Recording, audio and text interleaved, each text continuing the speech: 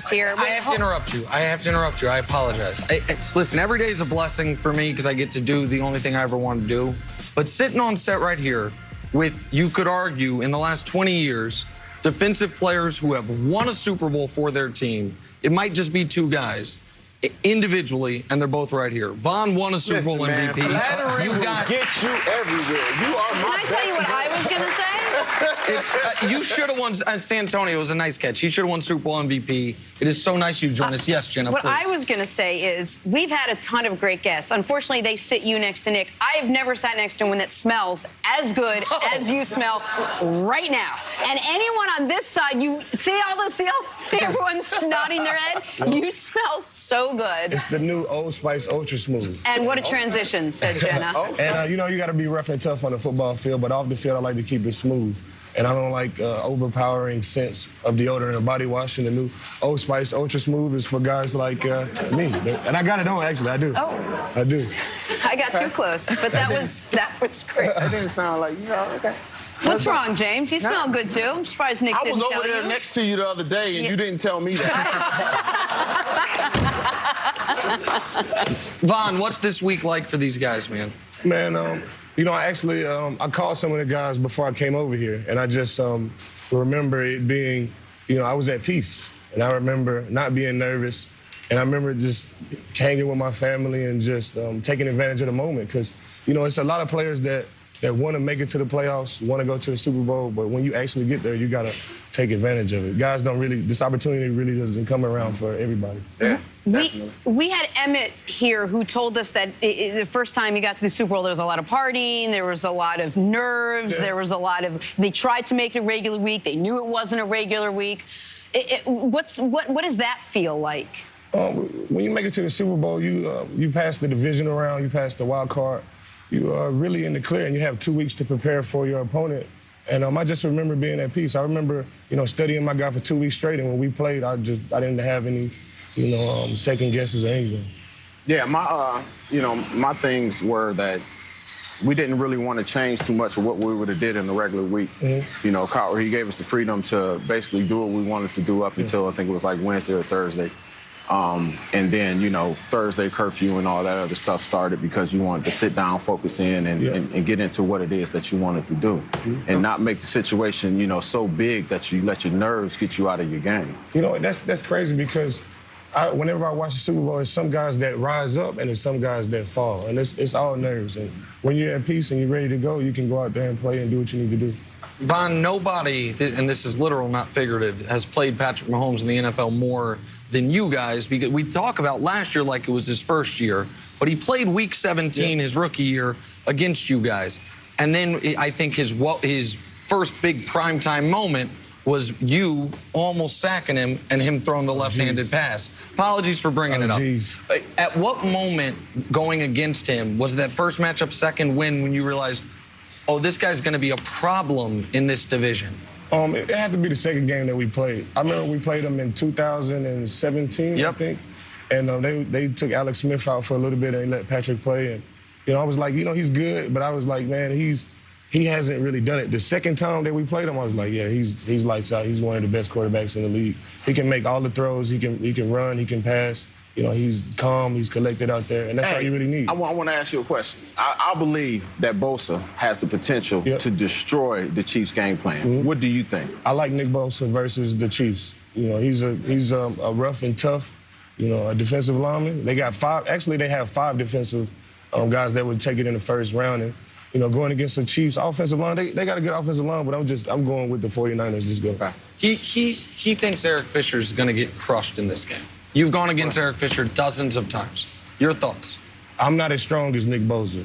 You know, and Nick Bosa is he's going to bring the power, and that's Eric Fisher's weakness. Oh, okay. The power rush. I wouldn't say it's his weakness, but that's what he struggles with. That's called a weakness. It's okay. You know, they make it to the Super Bowl. You know, these guys, they don't have too many weaknesses.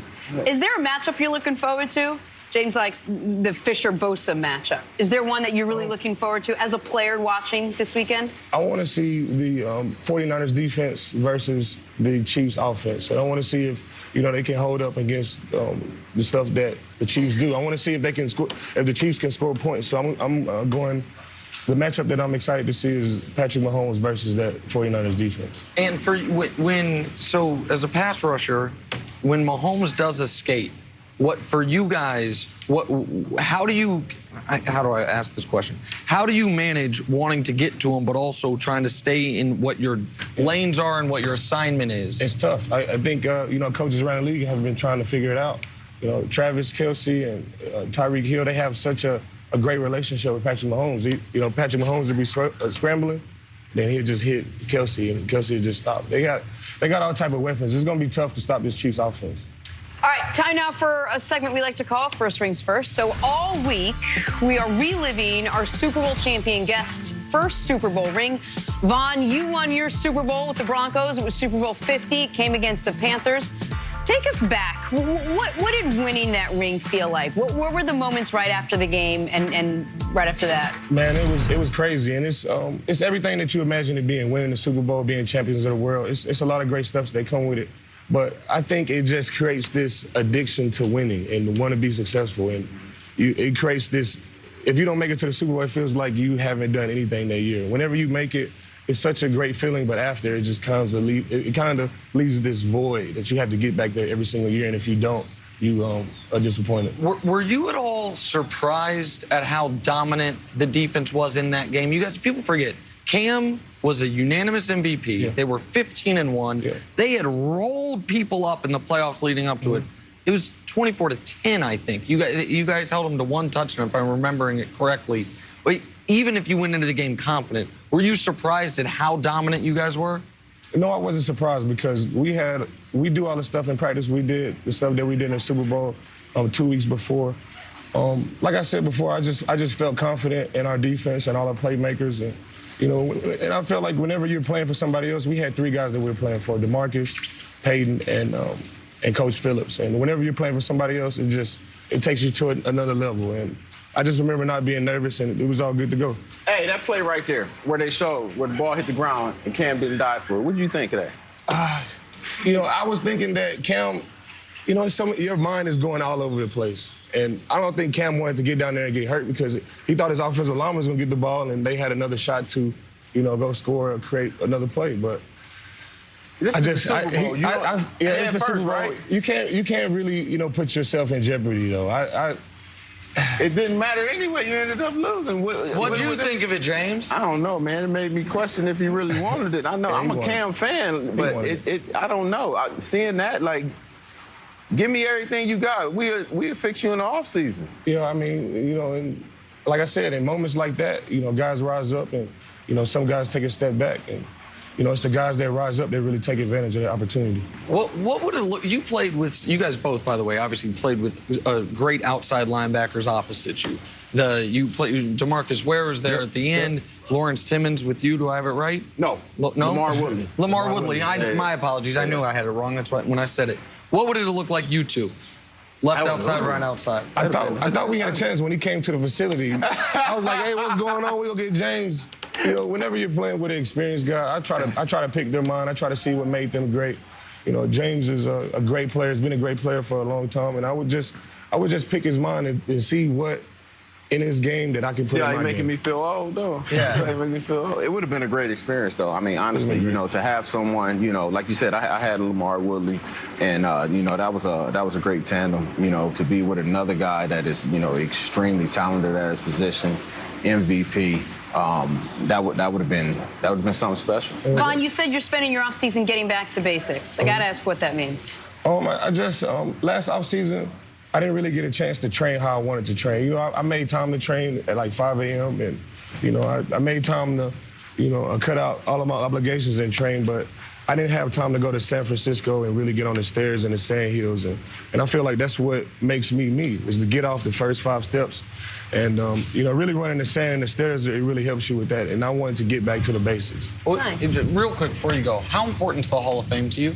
I feel like it's important that everybody that steps in the game, you want to be remembered. You want to be remembered. Do you think you've already done enough? No, I haven't done enough. I feel like another Super Bowl and another Super Bowl MVP with a Defensive Player of the Year. Well, Just yeah. that. Just that. That'd be good. That's Yeah, it. okay. That'd lock it. That, in. that, No problem. That would lock it in. Come on, stop playing. You're getting close already. You, as a Chiefs fan, you feel free to retire whenever you want, but whenever you do, you've done enough. You're a Hall of Famer. Yeah. There's no question. You look at it. Hey, you've been arguably the best at what you do for a decade. You're a Hall of Famer already. You know, complacency kills, and I never want to get complacent. I try to teach the young guys that all the time, and you know, it's still a lot that we can do. I still got a lot out there that I can get. Well, good for you. Teach that to Bradley Chubb along the way, and now your other outside linebacker duo. For sure. Vaughn, thank you so much Thank for you, hanging guys. out with us today. You still smell amazing. It's hard to focus throughout that Old Spice, entire Ultra segment. Smooth. I'm not going to lie. I'm going to use some Old Spice. I think she's saying Ultra we Smooth. stink, man. I'm not saying that, but I am saying what I'm saying.